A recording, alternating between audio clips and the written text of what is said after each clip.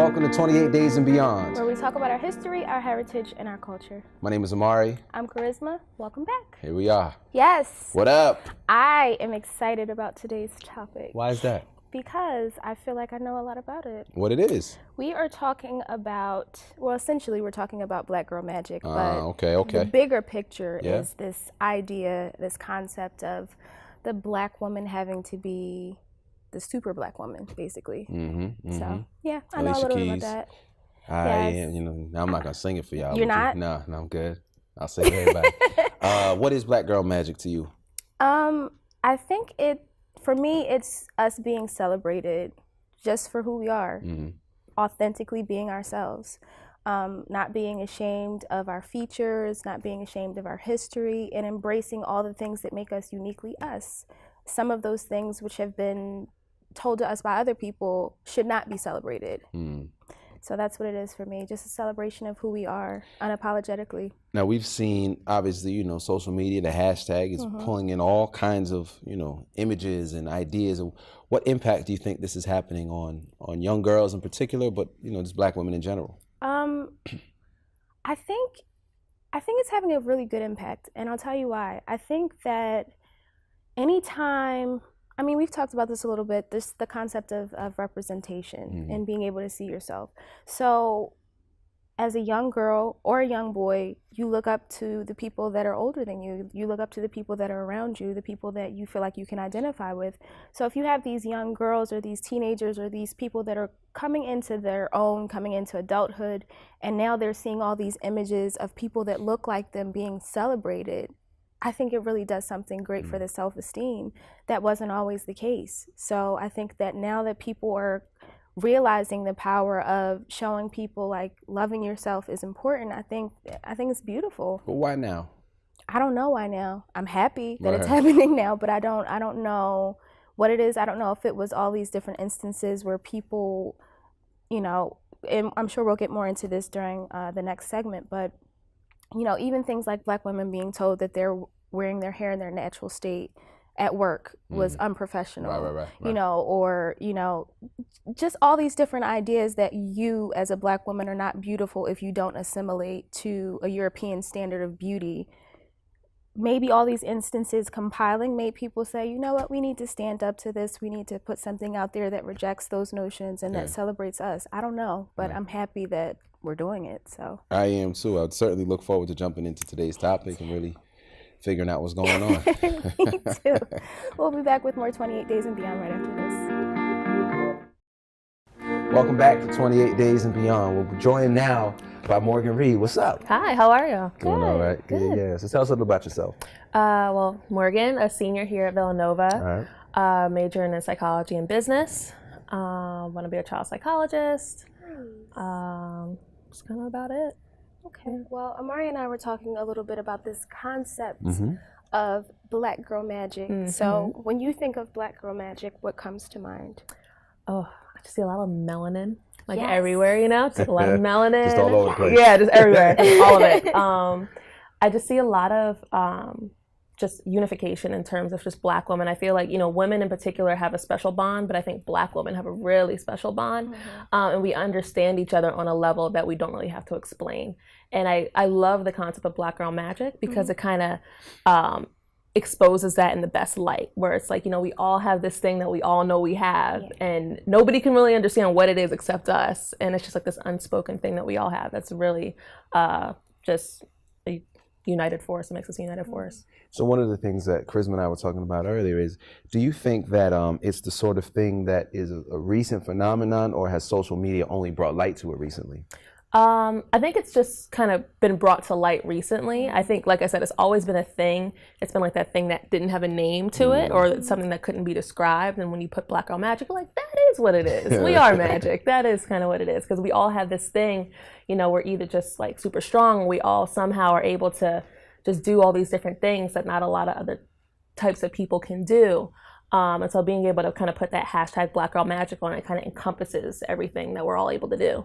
So let's talk about that for a minute, because you mentioned strength. And I know a lot of times as it pertains to Black women, there's this concept of like, we're always supposed to be strong and put on this brave face and like handle it all. And then it's almost like no matter what comes our way, we're supposed to just bear it on our backs and keep going. Yeah. So do you think that at a certain point, because I know we mentioned it earlier, like this concept of Black women kind of being superheroes and being expected to do it all, what do you think that does to Black women?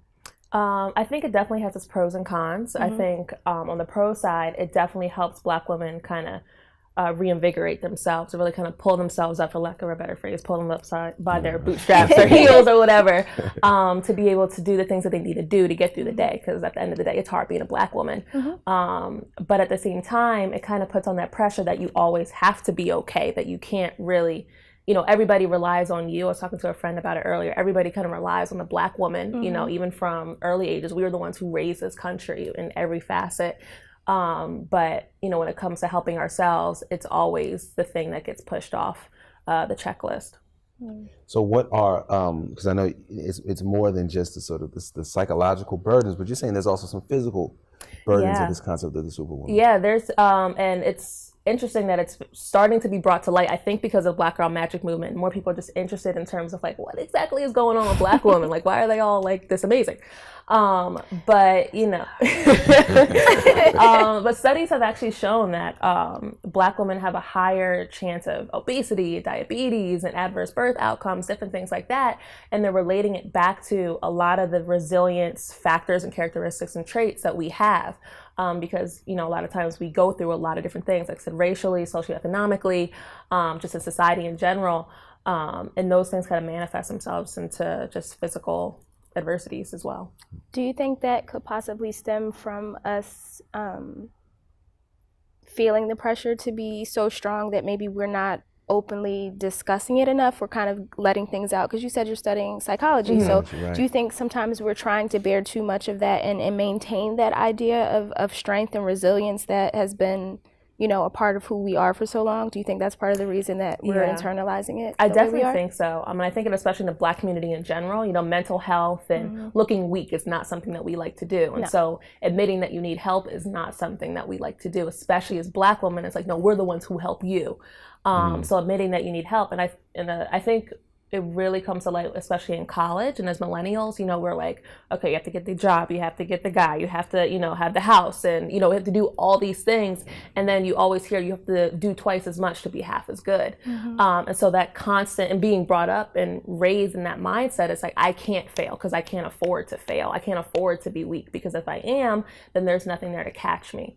So I think it's really an issue in terms of, you know, how are we going to let Black women know, especially these young Black women coming up, like how are we supposed to let them know that it's okay to not be okay? Okay. That's actually what, when we come back from the break, I'd like to talk with you more about that, as well as, you know, we see a rise in conversations about Black Girl Magic. We also see a rise in a public conversation about mental health amongst Black people, particularly Black women. So we'd like to get some of your thoughts on that when we come back on 28 Days and Beyond.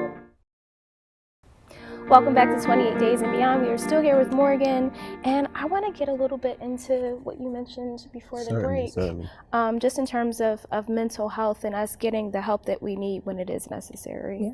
What are your thoughts on that? I definitely think it's an issue. It's definitely one of my passions, both near and dear to my heart.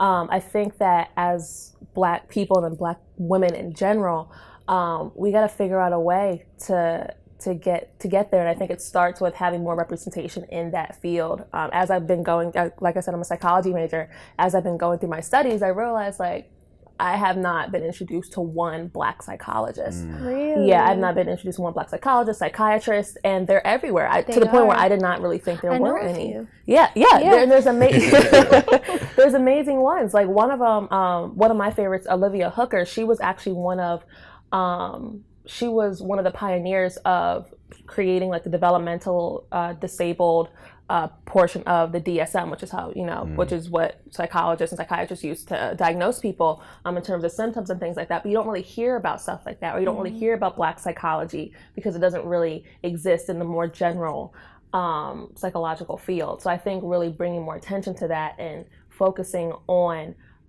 Black participants in general, because if you look at most psychological studies, they're considered like the weird participants. So it's white. I forget what it actually stands for, but essentially just mainly white, middle class, or college students, things like that. You don't really get a equal representation when it comes to really getting those findings. Now, there is still a stigma around this concept of you see a psychologist, you know what I'm saying? Yeah, it is. But what are some other ways that people can engage in therapy, right? Outside of necessarily going to a psychologist, but obviously, what are some other therapeutic actions that people can take? Well, I think the new thing now is like meditation, and it's kind of becoming normalized. Yeah, you gotta woo-saw it out. But it really does help, and I know a lot of people are like, okay, yeah, I should breathe for a couple minutes, and then what does that do? But I think it really just having a purposeful time in your day to sit there and think. Because a lot of things, especially with Black women, we keep ourselves busy, we're going, we're moving, and we kind of avoid thinking about those things that really kind of are affecting us subconsciously. So I think if we dedicate, even if it's 5 minutes, to ourselves, whether it's just to think about those things and just to acknowledge the fact that they're there. We don't have to solve the issues, but just acknowledge the fact that you're feeling feelings. Because a lot of times we don't do that. We're like, no, we can't feel that right now. We don't have time for that. I think a lot of that could possibly stem from the fact that there also has been this stigma of Black women being angry, angry Black woman. Oh, yeah. And it's like, we have reasons to be angry.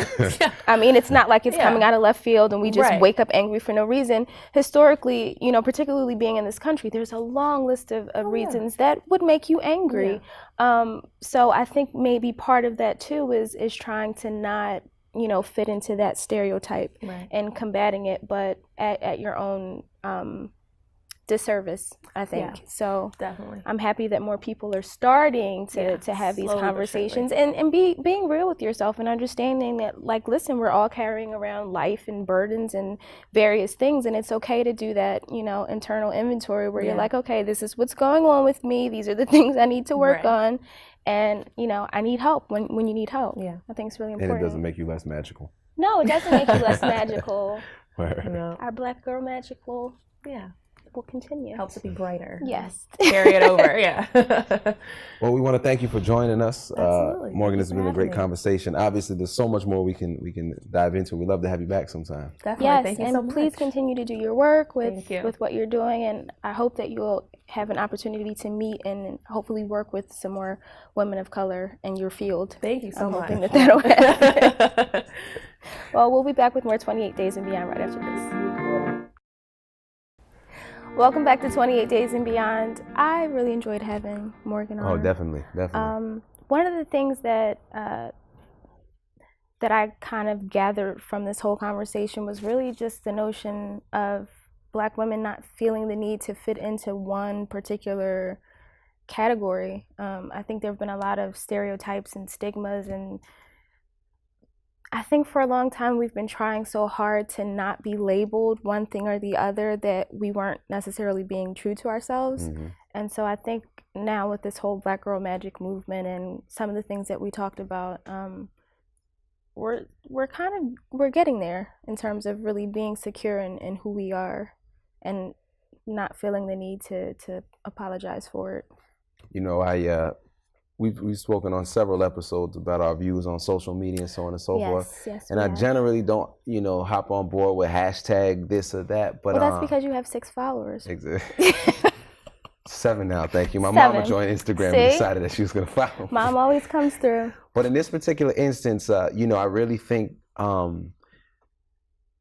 from what I've seen, and I think it's great to see that this is, women coming forth and representing themselves how they want to be represented on their own terms, in all the different ways that they see fit, which is extremely important, particularly because if we are dependent on mainstream media, you know, I mean, it's the same old conversation. You're going to see this body type, and she's going to have this complexion, and she's going to have this type of hair. As opposed now, you got a wide range of people, all of whom are, you know, coming forward and saying, this is who I am, I'm proud to be who I am, and so on and so forth. So I definitely think that there's some power to that. Which is why also I'm back to Black Panther, and why I'm excited because again we're seeing the no, I mean, I'm hype about the movie, but one of the things that I loved too about, you know, seeing the movie was seeing women that were Black women being the love interest, being the queen, being soldiers, being bodyguards, like being all these things, and having them be celebrated, and having other like young Black women and Black girls be able to look up to these beautiful women that are being given this huge, you know, spotlight, and being able to say, wow, she looks like me, like, you know. Because for you, representation matters. It does. I don't, I mean, I can say it, I can beat you over the head with it, but it really does matter. It really does. And this is an instance where we see that. But I mean, and not just Black Panther, I mean, we've seen, you know, increasingly, again, I take it back to, you know, that there are more outlets for folks to express themselves on their own terms, that we're starting to see this more and more. I think it definitely has a lot of potential, and you know, I'd love to see it grow, because I believe, you know, Black girls and women, I think, you know, they got the answers. Yes. Yeah. We have to find another term for Black boys or Black men. Well, they say Black boy joy, and that's what they say. See, I was looking for it. Gotcha. I mean, because you can't, you know, Black boy magic. It doesn't work the same, but it's not. No. We have a different function. And you can't hair flip to that like you can for Black girl magic. So there's that. Well, this has been another episode of 28 Days and Beyond, where we talk about our history, our heritage, and our culture. We'll see you next time.